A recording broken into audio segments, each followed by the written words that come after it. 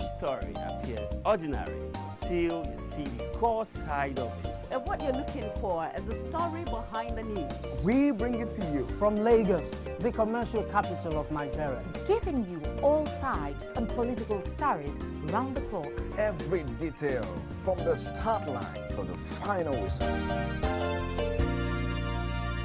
CoreTV News, expanding your view.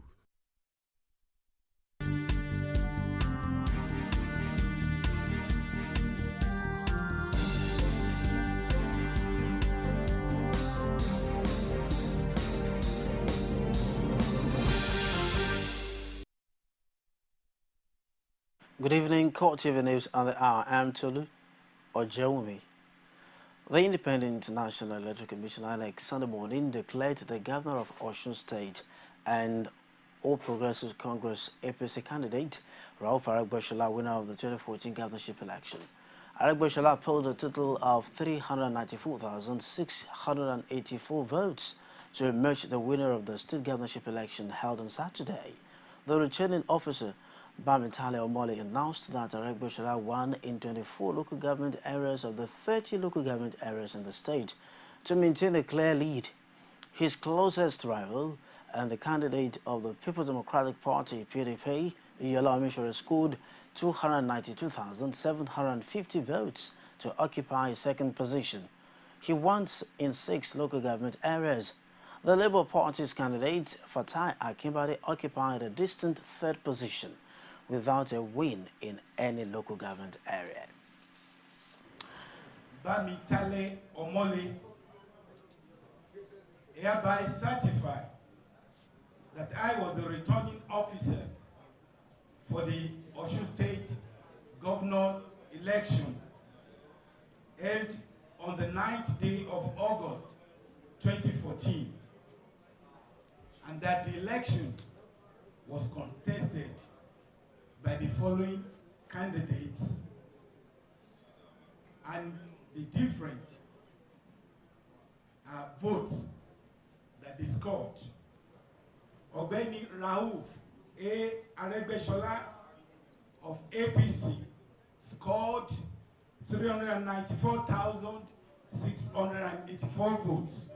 Following from this, Ogbeni Rauf Aregbesola of APC, having satisfied the requirements of the law and scored the highest votes, is hereby declared the winner and is returned elected. Thank you.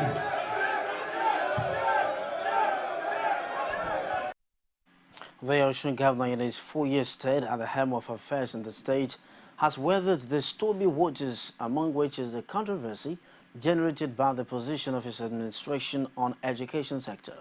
His merger of Muslim and Christian schools on the basis of unity did not go down well in some quarters. Here is a profile of his journey to the top. Rauf Aregbesola was born on May 25, 1957. He graduated from the Polytechnic Ibadan, where he studied mechanical engineering. He is a fellow of the Nigerian Institute of Management, Nigerian Society of Engineers, Nigerian Association of Technological Engineers, and Certified Marketing Communications Institute of Nigeria. He was on April 12 this year endorsed as the candidate of the All Progressives Congress in the state for the governorship election. The emergence of Aregbesola was preceded by congresses under the supervision of the Nasir El-Rufai-led committee. While giving him the certificate of return, El-Rufai said 269,631 members of the party voted the governor for a second term, out of 355,390 members who registered in 332 wards across the state. Before becoming the state governor in 2010, Aregbesola had served as the Lagos State Commissioner for Works and Infrastructure for 8 years. He left Lagos State government to contest for the governorship election in Osun in 2007 under the platform of the defunct Action Congress. At the end of the election, the Independent National Electoral Commission under Maurice Iwu declared Olagunsoye Oyinlola of the People's Democratic Party as the winner of the election. The former commissioner and his party contested the result, taking Oyinlola and the INEC to court. In 2008, Aregbesola called over 100 witnesses and tendered 168 exhibits in his petition before the Election Petitions Tribunal, alleging violence and ballot boxes stuffing in the election. In August 2009, the police arrested Aregbesola for involvement in the alleged forgery of a police report on the conduct of the elections. Later that month, he sought bail to enable him to perform the Lesser Hajj in Saudi Arabia. Exactly 1 year later, in August 2010, the police summoned Aregbesola to make a statement about a June 14, 2007 bomb explosion near the Ministry of Water Resources. Aregbesola denied any involvement, stating that he was in Abuja at the time. He was let off the hook by the police and continued to pursue in the court what he referred to as a stolen mandate. The case went from the Election Tribunal to the Federal Appeal Court in Ibadan. After several dramatic exchanges in the courtroom, which lasted for 3.5 years, justices of the Appeal Court finally declared Aregbesola the winner of the 2007 election, ordering that he should be sworn in as governor by noon on November 27, 2010. On assumption of office as governor of Osun State, Aregbesola outlined what he called a 6-point integral action plan, which focused on agriculture, economic and youth development, health, education, and security. The 6 points are to banish poverty, banish hunger, banish unemployment, restore healthy living, promote functional education, and enhance communal peace and progress. This, the governor said, would seek to ensure that the fruits of economic development positively impact as many lives as possible in Osun. At the height of his campaign for his second term in office, Aregbesola did not mince words in his reaction to the heavy military presence and the harassment of the citizens during the period leading to the election. All those who are here shooting indisciplined to the air, covering their faces, they are acting against the law of Nigeria. They are acting against the law of Nigeria. Nigerian people pay their salary every month. Nigerian people bought the uniform for them, but we did not buy masks for them. Confirm. Nigerian citizens do not buy masks for our law enforcement agents. Any agents acting under the cover of the Nigerian Constitution cannot mask in the presence of law-abiding citizens of Nigeria. Anyone that does so is acting against the Constitution. We will warn them officially, after which we will take our action against them. They have no right. They have no right to come and harass us in our own land. This is our land. God bless you. And until the end of our term, I'm the legitimate authority to govern this place. I love that. My term, this first term ends in November. And until that time, I am still the governor. God bless you. God bless you. I have the legitimate authority to secure life of our citizens. Nobody, and there will be nobody can threaten and persecute us. We are here. We are here with the full body of the law. And we shall explore the law to the fullest to protect our lives and the part of our lives. We are here under the law. God bless you. Nobody can act beyond the law. There is a law in Nigeria. We have a peaceful state. We have governed this state with the best effort possible to maintain law and order. Nobody can disrupt the peace of this state. We shall confront them if that is what they want from us. And for the man whose interest in politics dates back to his undergraduate days, when he served as the Speaker of the Students' Union Parliament at the Polytechnic Ibadan, his joy and that of his supporters will be counted in many dancing steps.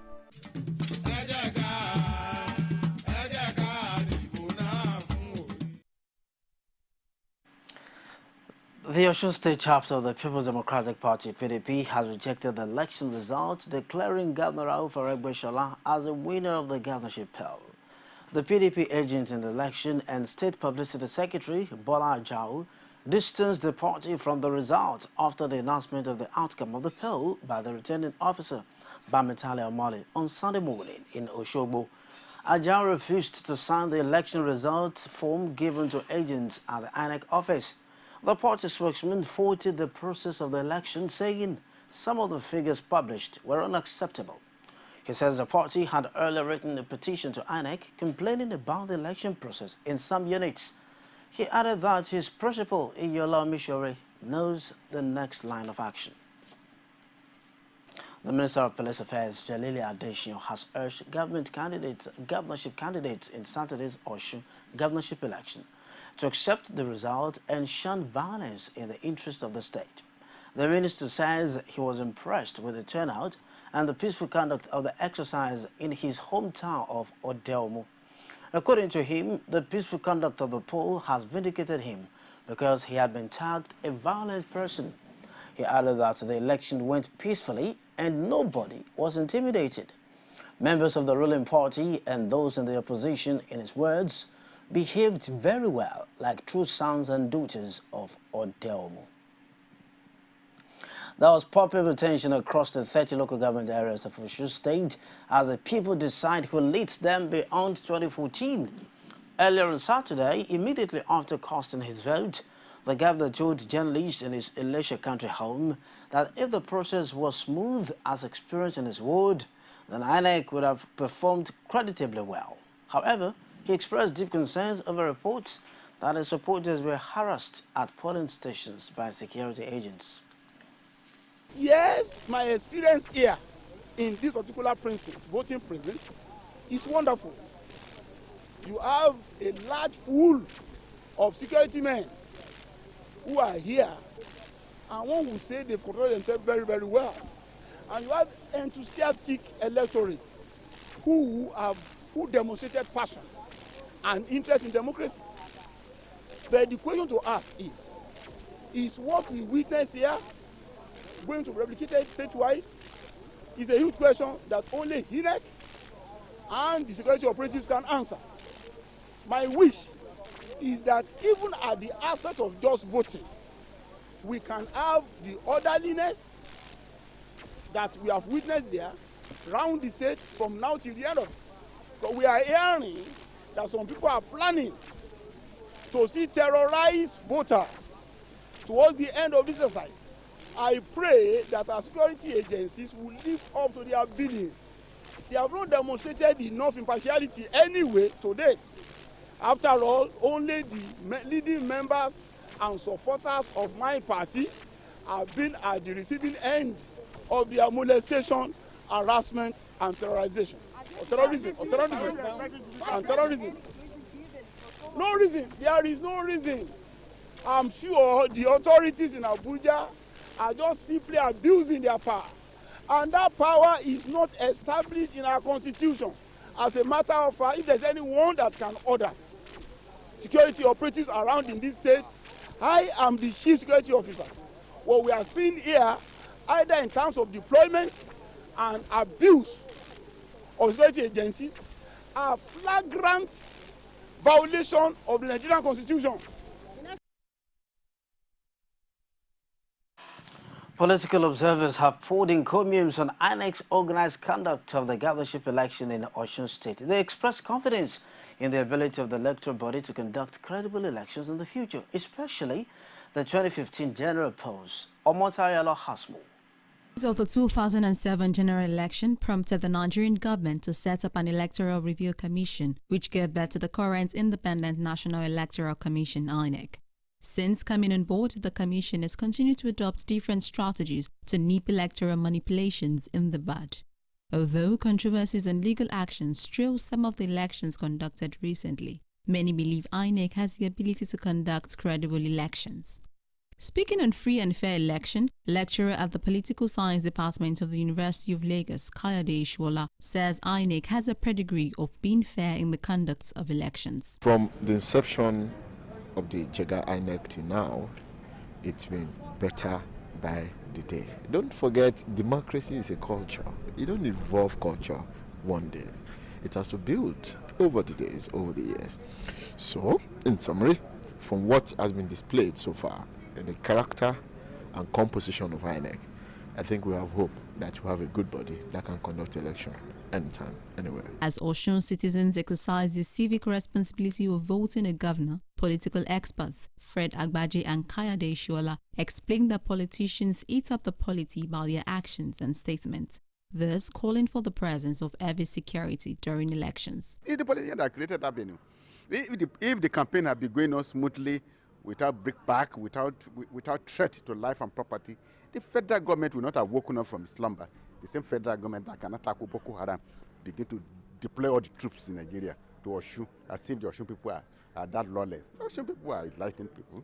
It's the politicians that have created this problem, this setback. Need a very strong civil society, because the civil society is supposed to set agenda for the citizens of a country. You know, the civil society must be very strong and proactive. We need such civil society that will not wait until crisis occur before they start educating people and mobilizing for them for it. As we have it now, we don't have civil society in Nigeria. What we have can be best described as a group of people who are trying to use the name civil society to achieve selfish political aim. Anxiety fills the air as the incumbent governor of Osun State, Ralph Aregbesola, and 19 other candidates goes to the polls to test their popularity. The hope is that wherever the pendulum swings, the people of Osun should continue to reap the dividends of democracy. Omota Yoalo, CoreTV News, Lagos. The Almajiri School in Lafia, Nasarawa State is now occupied by people displaced by recent clashes in Bukari, Taraba State. This has forced the street kids back on the streets in search of survival. They, however, end up with nothing most of the time. Pius Samuel now reports on the Almajiris of Lafia. These children are in Lafia all the way from some communities in Katsina State. They have traveled thousands of kilometers, supposedly in search of knowledge. But they are on the streets, hanging around restaurants to pick the leftovers of customers' meals. Looking so sick, this 9-year-old boy says he has not eaten for hours. He says his parents brought him from Katsina, but he hasn't seen them in the last 4 months. The only thing he knows is the Quranic education, and that is why his parents brought him to Lafia. I have spent 4 months in Almajiri school. My parents brought me here to study. I was not brought here to study Western education. We get food sometime when we go out, and we reserve some with our teachers. In spite of fending for themselves, they are still clearly kids. With toy guns in their hands, they play cops and robbers. But on Thursdays and Fridays, these boys leave the local Almajiri school to go in search for food and money. Most times, they get little or nothing to fall back on. When we go out, we get money. We kept some and used some. If anyone is sick among us, we use the money to get drugs. We don't go out every day. We go to our teacher's farm and help him to work. We don't attend the school built by the government because we were brought here to attend the local Almajiri school. The locals here are not happy with the Almajiri situation. They say Boko Haram elements could easily take advantage of the boys. The issue of Almajiri, when we are talking about Almajiri in Islam, Islam does not encourage Almajiri at all. Almajiri has no place in Islam. Islam encourages every person to wake up, work hard, earn your living. It is not ideal for you to get back to children and you scatter them in the street with the name of begging. Islam does not encourage that. We are not encouraging Almajiri group. This is the sources of Boko Haram initiate. We are not welcoming Almajiri. It's not an Islamic culture. It's not an Islamic foundation. Anybody promoting Almajiri sector is not an Islamic sector. Oh, Almajiri, this is something of Almajiri. Leaving those children walking about is not in the best interest of Islamic. Because moving around will cause so many problems. People have started to use them That is what is causing the problem. You know, they are one of the key suspects in this Boko Haram something. People say they are using Almajiri and they are condemning Almajiri. Why? Because people use them. Only recently, the federal government established a school for Almajiris in several states, including Nasarawa. This is the school, but it is now home to internally displaced persons from Taraba State. So, for now, these children will continue to be on the streets until something is done by the relevant authorities. These children have to go out every day in search of their daily bread. For this 9-year-old, he has not eaten anything since morning. As you can see, his plate is totally empty. And for him, the future doesn't really hold much. Pius Samuel, CoreTV News, Lafia. Authorities in Nigeria's megacity, Lagos, have appealed for volunteers to help fight an outbreak of the deadly Ebola virus after admitting they lacked medical personnel. Lagos, home to about 20 million people, has recorded 9 confirmed cases of Ebola, including 2 deaths. In its fight against the spread of the virus, the Lagos government is offering incentives such as life assurance to medical volunteers. The nation's doctors suspended their work to rule action on Thursday, but it was unclear whether they had resumed work across the country. Lagosians have, however, been speaking on the developments. I leave Maiduguri because of Boko Haram. I come Lagos, but now they say it's better you dead in Boko Haram than the Ebola because the sickness is very bad. Yesterday, when I hear about he killed someone in VI and Miriokola, even I'm very shocked. Now I'm not shaking with even my friends. When they bring hand to shake, I'm not shaking with them. I'm scared of the sickness for Ebola virus. I think they are doing enough. The only thing we are praying to President of United States to help us to bring the solution for the virus, like to bring the drugs that can make everybody to use to for the disease, for the Ebola virus. We beg God, the President, so that may them find solution to do for us, for the problem we have, so that may them find the sickness, so that people cannot die whether just make people know they die, so that may everybody they even know they scared. Even to shake self is problem.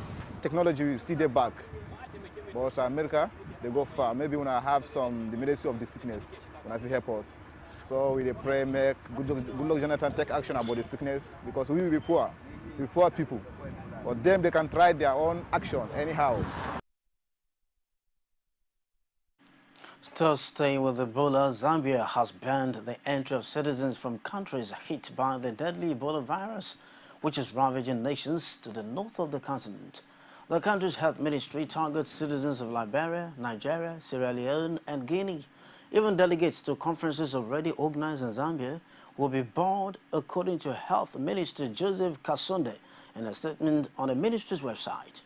The statement added that Zambians returning from travel to Ebola-affected nations will be thoroughly screened and quarantined if they were seen to be at risk of carrying the virus. World Health Organization WHO Chief Margaret Chan said in Geneva that the epidemic in West Africa, which has killed nearly 1,000 people in Guinea, Liberia, Sierra Leone, and Nigeria, is the worst of its kind in 4 decades. That's all. Thanks for watching. I'm Tolu Ojewumi. Good evening. See you again on top of the hour.